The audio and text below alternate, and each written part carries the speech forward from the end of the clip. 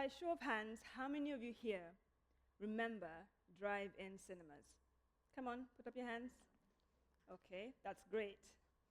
Now, for those 90s kids, a drive-in cinema was this place where there would be this large open field and cars would park in front of a large screen projector. And then movies would play on that projector. Yes, that actually used to happen. And as an 80s kid, one of my first experiences with visual media was a drive-in cinema. That large screen projector and being enveloped by hearty laughter floating into the night sky. It was just epic.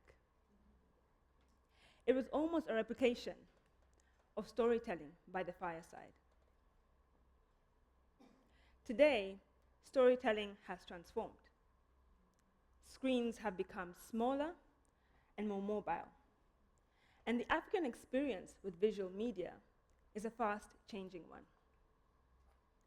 By now, we know that Africa is fast becoming a mobile-first continent.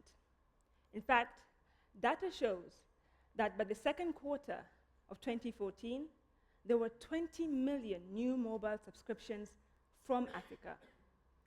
That's a quarter of the 80 million new global subscriptions of that year. A quarter. So what does this mean? What does this mean for how we consume audiovisual information? Who is watching? And what are they watching? So last year, I went out on this quest to find individuals working in the likes of mobile video content creation, distribution, and digital media. And in almost all my interviews, one thing that resonated is that there wasn't anything new. Mobile content, as we see right now, video content, is like a recycling bin. Most of the content that we're watching has all been repurposed from television. All of it. So the next step right now is to realize that we're in a new frontier with the way we consume information. To just take a look back, radio is the biggest platform that we have, reaching to the most remotest parts of Africa. We're slowly catching up with television, but it's been a slow road. Smartphones are providing access to masses that could not be reached before. And because they're getting cheaper, they're becoming available to most income brackets. That means, ladies and gentlemen, that we're in a new place. The next step here is made for mobile content. That's content that has been shot, scripted, edited, and packaged for the mobile platform. Now I want you to look at your neighbor and say, "Neighbor, are you ready?" And neighbor, I want you to respond, "I'm not ready, but I can be prepared." Now I asked you all to watch this video on your phones. We're going to have a look at it here as well.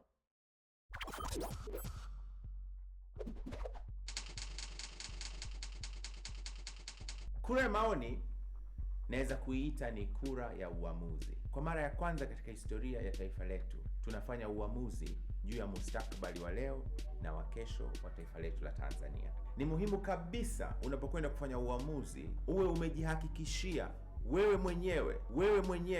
mwenyewe kwamba ni kweli yaliyomo katika katiba inayopendekezwa ndiyo hayo yatakayotuvusha leo na miaka mingine 50, 100 inayokuja. Katiba inayopendekezwa inapaswa kuwa imesheheni maudhui yanayohusu mambo mengi kuhusu taifa letu: utawala bora, maadili, uwajibikaji, kumwajibisha mbunge, mamlaka ya bunge, kupunguza madaraka ya rais. Uwe umejihakikishia wewe mwenyewe. Hakikisha umesoma na kujadiliana na wenzako kuhusu katiba inayopendekezwa. na kama kweli katiba inayopendekezwa imekidhi mahitaji yako yote kama mwananchi, utastahili kura ya ndio. Lakini kama katiba inayopendekezwa haijakidhi matakwa yako mwananchi, inastahili kura yako ya hapana, ili iweze kurejeshwa tena kwenye bunge maalum, ikaboreshwe na hatimaye irudi ikiwa imekidhi mahitaji yetu wananchi wa Tanzania. Uwe umejihakikishia wewe mwenyewe.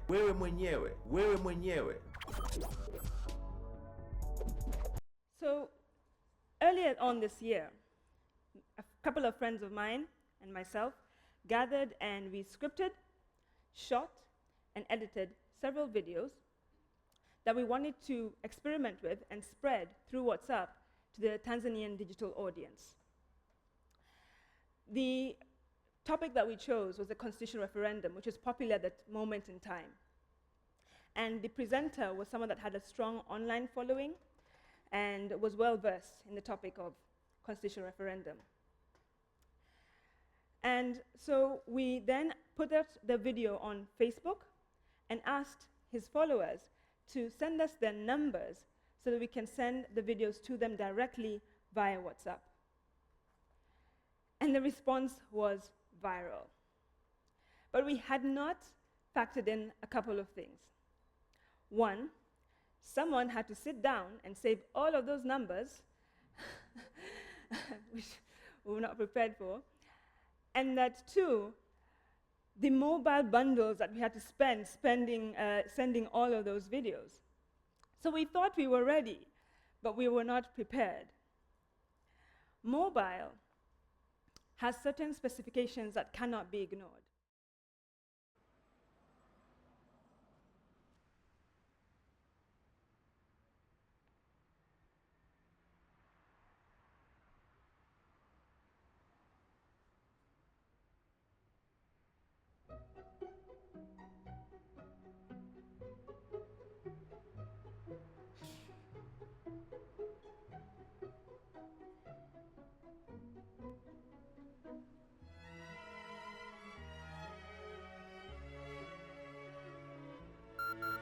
Yes. Now, if you don't want to be stuck like this guy, you better listen to me. In all of these things, we must remember that size matters a lot, unlike in other areas. Where are you guys going? Come back. And so to avoid this, I've come up with a couple of things. I call them legs. L is for length. Now, I've got sad news for all those pastors that do not know the meaning of the words "in conclusion," "finally," and "as I wrap up." Because for mobile, my deduction is that you have to keep it short, 2 to 3 minutes maximum, or else you lose your audience. Keeping it short also means that you're using less data bundles for your users or your viewers. And speaking of bundles, we're talking E is for edge.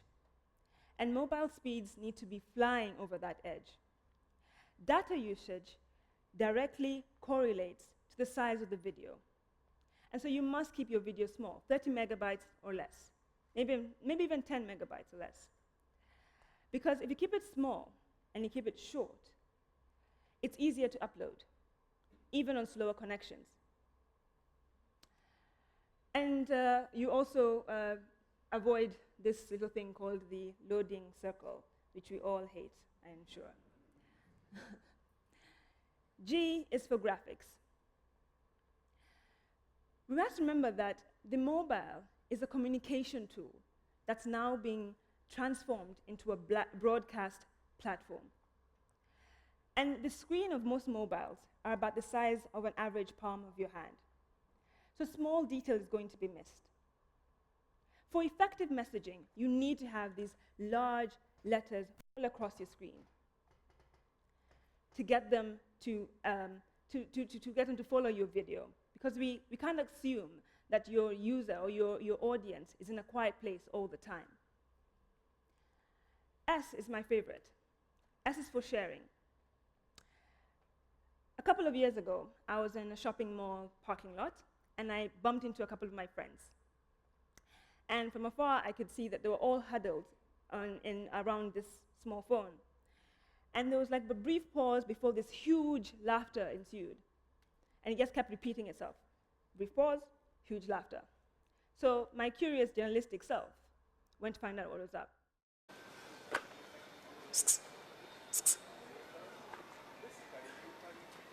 Are you calling me? You're calling me? Did you call me here? What's your name? My name is Kansime and I come from Kabari. What's your name? Why are you calling me? You want to take me to your house, then we sleep in the same bed, then get married and give birth to children and live happily ever after. Is that why you are calling me? No, don't go away. You're not going to go away. You do not go around calling people when you're not sure even what you want to tell them. Next time before you begin seeing someone, be sure you know what to tell them. What's your phone number? Hurry up. 78074 6135. Wait, I have to call it. They are not there. Hey, you say, now that's my number. Let me be the first person to call you.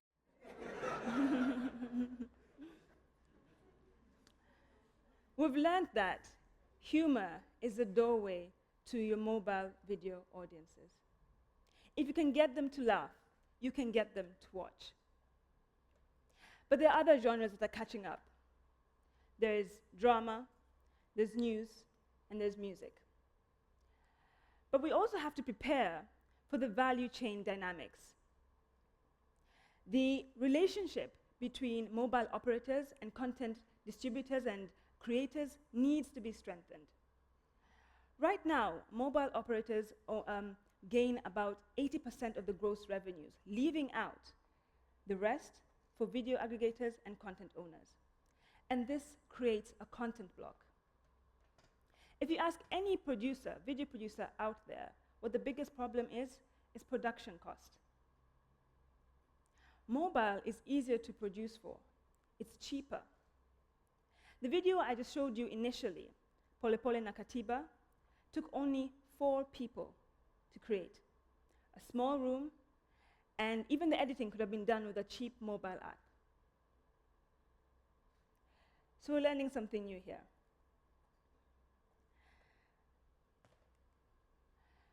The key here is to create a situation where there's an equal share of the pie.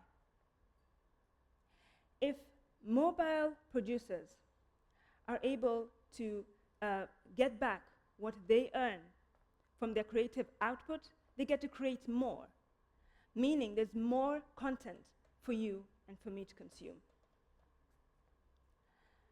Now, I know what you're thinking.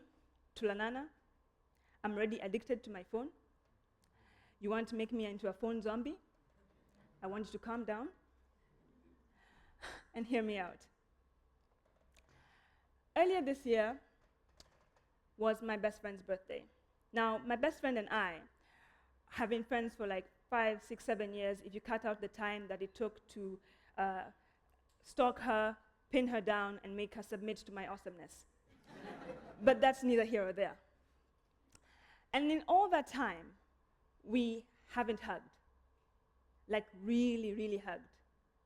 Because we're like emotionally devoid and retarded somehow. So when her birthday came along, I struggled to find a way that I could show her how much she is loved without actually hugging her. And so I called up a few of my friends and her family, and we gathered at her house, showed up at her door with gifts and drinks. And we gathered around her veranda outside, and during the course of the evening, I pulled out my phone and showed her this. Enjoy your birthday, happy birthday, and have fun. Bye. Happy birthday, Cece. I like you like a cold beer after a day of shooting. Happy birthday, Auntie Cece. I love you like sunny days. After she watched this, she looked at me and she gave me this biggest hug I've ever received. And she just said, "You get me so well." The phone then went round in that circle, and there were smiles across everyone's faces. So here we are, under the night sky. Mobile has the ability to individualize our stories, but the minute we share it, the way we do as Africans, we become a community again. We're just taken back to that point of being under the night sky, by the fireside, storytelling once more. Thank you.